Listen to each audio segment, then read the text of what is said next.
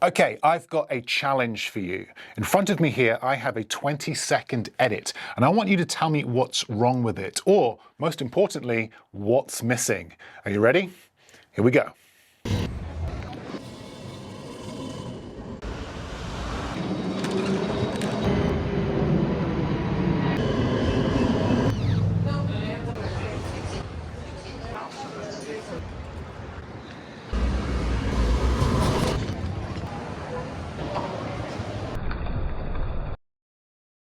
Yeah, not great, right? Sounded pretty awful. But now, let's watch that exact same sequence again, only this time with sound design and music.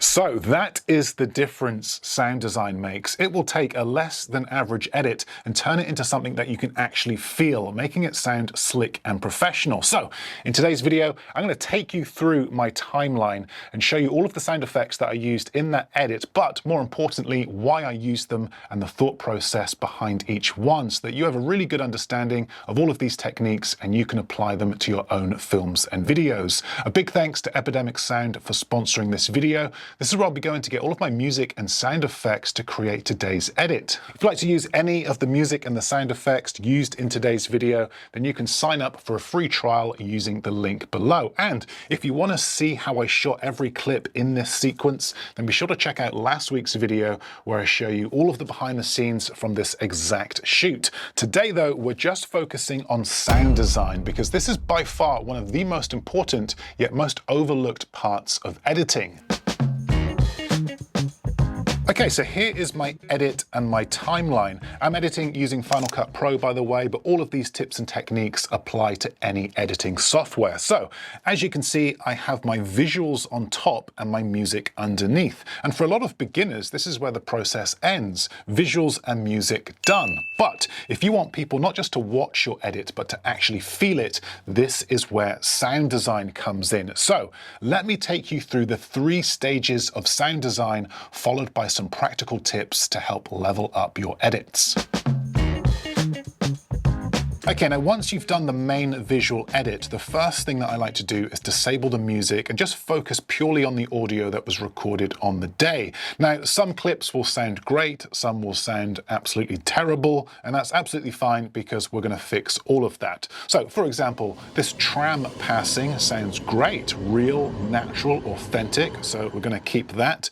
Whereas these pigeons in slow motion, they sound terrible because the footage is slowed down, the audio is slowed down, so this is completely unusable, so this gets deleted. Now, do this for every clip. If the audio sounds good, keep it. If it sounds bad, scrap it. Also, instead of having hard cuts between audio clips, I like to add a small crossfade so that you're not jumping abruptly from one moment to the next. And once you've done this, you'll end up with some beautiful natural sounds and some completely silent clips. This is perfect because then we move on to the fun part, adding sound effects.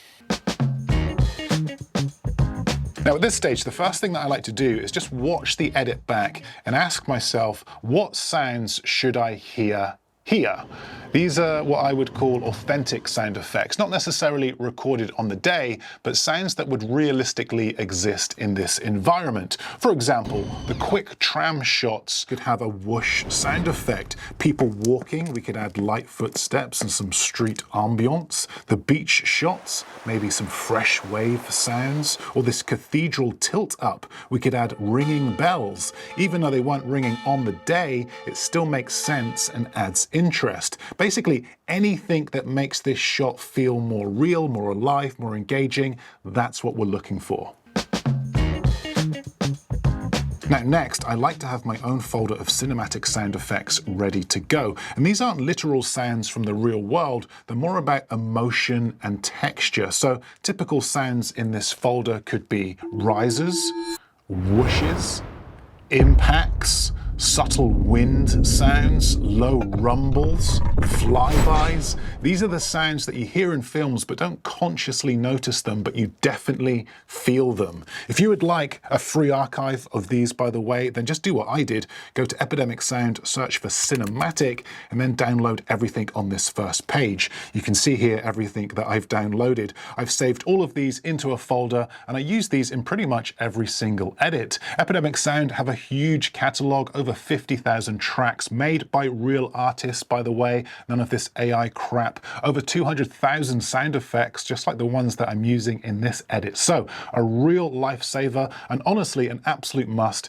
if you're someone that makes videos regularly. They offer a free trial, plus it's that time of year where everyone seems to be doing crazy deals and offers. So I spoke to them yesterday and they've given me a code that will get you 50% off their annual plan. So a cracking deal. This won't last long. It's not something that they do often, but you can get that by using the link below.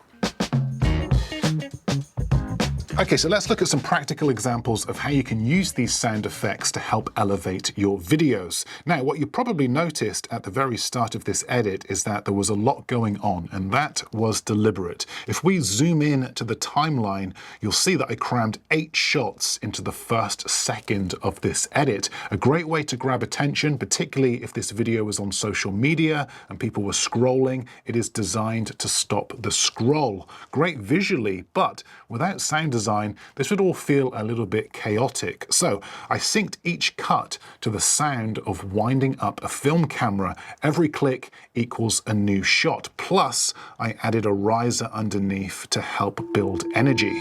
Okay, let's talk about layering sound effects, because this is important. Take this shot here of a passing tram, for example. With natural audio, it's good, but we can make it better. So we're going to keep the natural tram sound, plus add this distorted wind sound, as well as 2 different whooshes, one high and one low. Layering different frequencies is the secret sauce. One sound effect very rarely does the job. So stacking them gives your edits depth and punch. Okay, let's talk about using sounds that weren't actually there. Take this quick shot of the tram crossing, for example. Now, the natural audio sounded good, but something was missing. So I added crossing bells. Even though there was no bells in real life, this still works. Why does this work? It's because the sound makes sense with the visual, and the shot is so quick that the viewer just accepts it. If we, of course, deep dive into the edit and break it down like we're doing now, it becomes a bit more obvious, but for your average viewer, this makes total sense. Okay, now let's take a look at this pigeon shot. Now, the real audio wasn't usable because it was in slow motion, so I replaced everything. Now, this is multi-layered here. We've got some wings flapping, we've got some feather movement, and we've got some beach ambience and some waves crashing. This combination turns an average shot into something that feels designed and intentional. So, sound really is the secret sauce of cinematic B-roll. Layer, match, and think about emotion, not just motion. Try this on your next edit and you will genuinely notice your videos jump from flat to immersive. Start small, just pick a scene, add layers, and see the magic happen. I will link Epidemic Sound below for all of your music and sound effects, as well as my 2-hour mini masterclass. But that's it from me. Thanks for watching. I appreciate you as always, and I'll see you in the next one.